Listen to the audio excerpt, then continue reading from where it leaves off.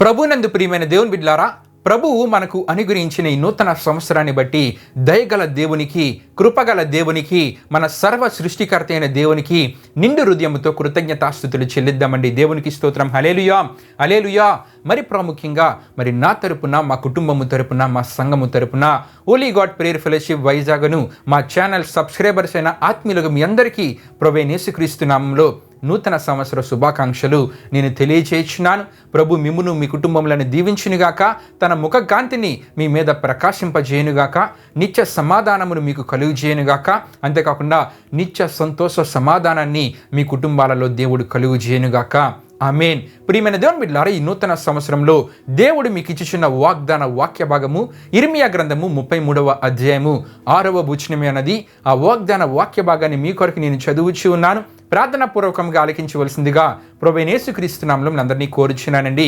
ఇర్మియా గ్రంథము 33వ అధ్యాయము 6వ వచనంలో ఈ విధముగా రాయబడి ఉన్నది: నేను దానికి ఆరోగ్యమును, స్వస్థతను మరలా రప్పించుచున్నాను, వారికి సత్య సమాధానములను సమృద్ధిగా బయలుపరిచెదను. దేవునికి స్తోత్రం. హల్లెలూయా, హల్లెలూయా. ఈ వాగ్దానాన్ని దేవుడు ఇర్మియా ప్రవక్త ద్వారా ఇశ్రాయేలీలకు, యూదులకు ఇస్తున్నట్లు దేవుని వాక్యంలో మనం చూస్తూ ఉంటాం.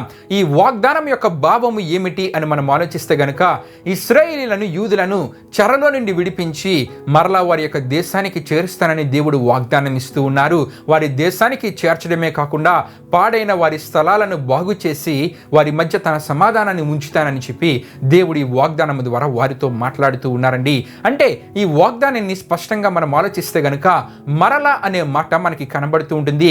అంటే ఇశ్రాయేలీలు, యూదులు కోల్పోయినవన్నిటినీ మరలా దేవుడు వారికి దయచేస్తానని చెప్పి ఈ వాగ్దానము ద్వారా మాట్లాడుతూ ఉన్నారు.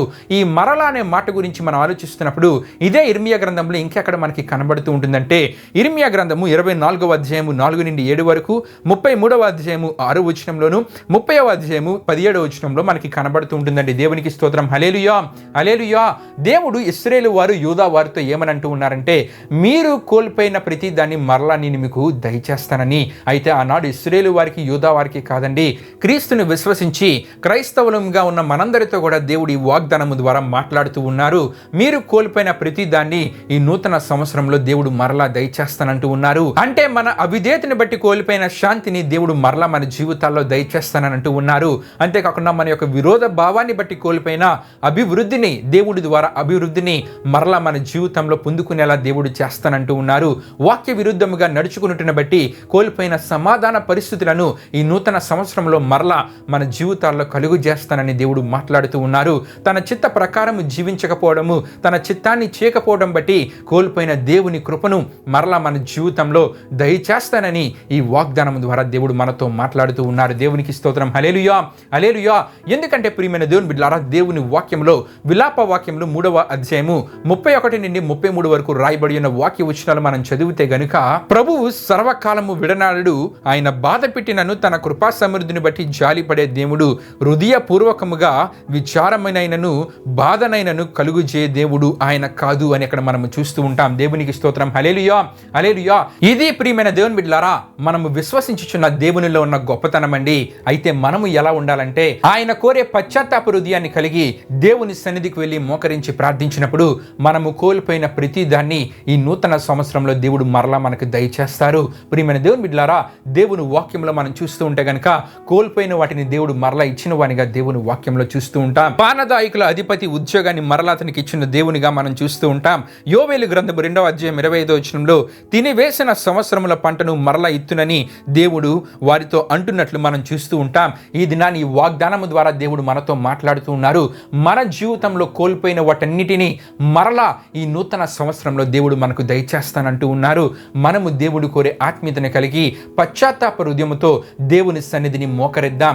మోకరించి ప్రార్థించి ఈ పాత సంవత్సరంలో కోల్పోయిన ప్రతి దాన్ని నూతన సంవత్సరంలో దేవుని ద్వారా మన జీవితాలలో మనం పొందుకుందాం. దేవుడి పరిశుద్ధ మాటలను మన వినికిడిలో దీవించునుగాక. ఆమేన్. ప్రార్థన చేసుకుందాం. ప్రియమైన దేవుని బిడ్డలారా, మహిమా స్వరూపైన మా ప్రభువా, జీవాధిపతి అనేసియా, నీ ఘనమైన నామానికి మహిమ, ఘనత, ప్రభావాన్ని చెల్లించినాం దేవా.